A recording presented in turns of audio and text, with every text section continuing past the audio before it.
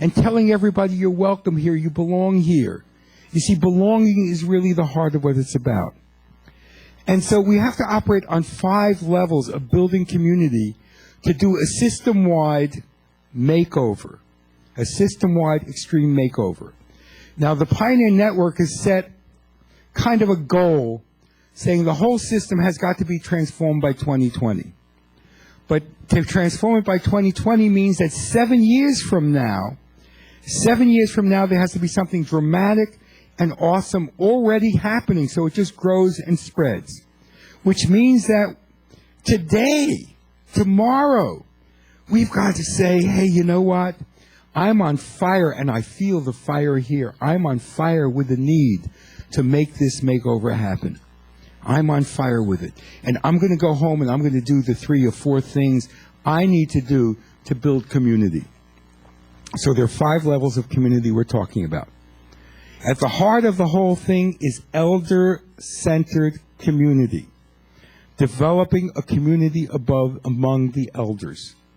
And a little while later, I'm going to tell you a little bit about how we go about doing that, about how we go about creating an elder-centered community. It involves getting together every single day in the same time, in the same place, day in and day out, 300 days a year, maybe 275 days a year, year in and year out, building community. And what you do the first day lays down the DNA for what happens 5 years later as it's on a whole different level of reality. And so the heart of it is building elder-centered community. And then we need to build community among everybody associated with the facility, all the stakeholders. That community development we're doing now, and we call that group the Circle of Champions. And what makes a champion in this work is, first of all, you champion the elders, and you champion the values, and you champion the highest possible good in every situation. Every one of us has to become a community developer. Every one of us has to become a healer. Now, when I say has to, you have to forgive me because I have passion, okay?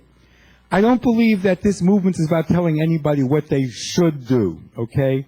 So I hope you'll excuse me for saying everybody has to. I would encourage everybody here to really start seeing yourselves as a community developer, a bridger, bringing people together, as a healer, as someone who's a mediator of realities, because everybody brings a different reality to the table, so we can come to a common language and a common understanding, and the heart is the place where that happens.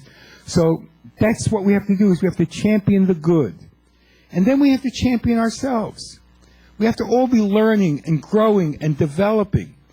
Every one of us, physically, mentally, emotionally, and spiritually, and in terms of the capacity to champion the good. Each of us needs to be working on becoming that kind of a champion. And you know what? If organizations are committed to this change, then we need to champion the organization. So that's the second kind of community we need to develop. We need to develop communities of champions connected to the facilities. The third level of community we need to develop is within regions, within areas.